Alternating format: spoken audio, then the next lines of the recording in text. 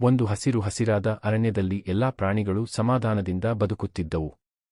ಆ ಅರಣ್ಯದಲ್ಲಿ ರಾಜನಂತೆ ನಡೆದಾಡುತ್ತಿದ್ದ ಶೇರಹುಲಿಯು ಅತ್ಯಂತ ಬುದ್ಧಿವಂತನಾದ ಬೆಕ್ಕನ್ನು ಅಷ್ಟಾಗಿ ಇಷ್ಟಪಟ್ಟಿರಲಿಲ್ಲ. ಒಂದು ದಿನ ಶೇರನು ಅರಣ್ಯದ ಎಲ್ಲಾ ಪ್ರಾಣಿಗಳನ್ನು ಕರೆದು ಹೇಳಿದನು, ನಾಳೆಯಿಂದ ಈ ಅರಣ್ಯದಲ್ಲಿ ನನ್ನನ್ನು ಪ್ರಶ್ನಿಸುವ ಯಾರಿಗೂ ಆಸರೆ ಇಲ್ಲ, ನಾನು ಎಲ್ಲದಕ್ಕೂ ಕೊನೆ.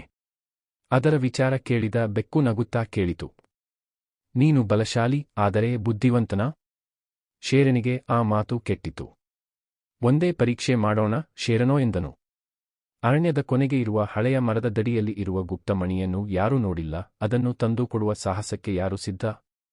ಬಾಲೆ ಮರಳುಕಾಡು, ದೊಡ್ಡ ಹೊಳಪು ನದಿ ಮತ್ತು ವಿಷವಿಲ್ಲದ ಸರ್ಪಗಳ ಕಾಡು ಇವೆಂದು ಶೇರ ತಿಳಿಸಿದನು. ಬೆಕ್ಕು ತನ್ನ ಚಾಣಾಕ್ಷತೆಯಿಂದ ಮರಳುಕಾಡಿನಲ್ಲಿ ತನಗೆ ನೆನೆಯದಂತೆ ತಣಿಯುವ ಬಟ್ಟೆ ಕಟ್ಟಿಕೊಂಡು ಹೋದಳು. ನದಿಯಲ್ಲಿ ಬಾಳೆಗೆ ಹತ್ತಿ ದಾಟಿದಳು. ಸರ್ಪಗಳ ಕಾಡಿನಲ್ಲಿ ತನ್ನ ಸಣ್ಣ ಗಾತ್ರವನ್ನು ಉಪಯೋಗಿಸಿಕೊಂಡು ಮೌನವಾಗಿ ಹಾದು ಹೋಗಿದಳು. ಕೊನೆಗೆ ಆ ಮಣಿಯನ್ನು ತಂದು ಶೇರನ ಮುಂದೆ ಇಡಿದಳು. ಎಲ್ಲಾ ಪ್ರಾಣಿಗಳು ಚಪ್ಪಾಳೆ ತಟ್ಟಿದವು. ಶೇರನಿಗೆ ಅರಿವಾಯಿತು, ಶಕ್ತಿಯಷ್ಟೇ ಸಾಲದು, ಬುದ್ಧಿಯೂ ಬೇಕು. ಆ ದಿನದಿಂದ ಶೇರ ಮತ್ತು ಬೆಕ್ಕು ಉತ್ತಮ ಸ್ನೇಹಿತರು.